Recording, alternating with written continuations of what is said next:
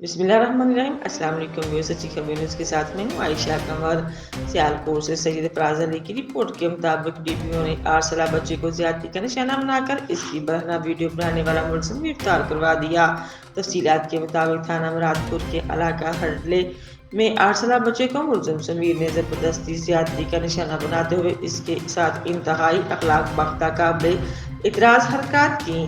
मुलजिम ने इस कबीह फेल की वीडियो भी बना ली और वकूआ की इतला मिलने पर आईजी पंजाब डॉक्टर उस्मान अनवर के अहकाम और आरपीओ डॉक्टर हैदर अशरफ की हदायत की रोशनी में डीपीओ हसन इकबाल ने सख्त नोट्स देते हुए मुलजिम की फौरी गिरफ्तारी के अहकाम जारी किए।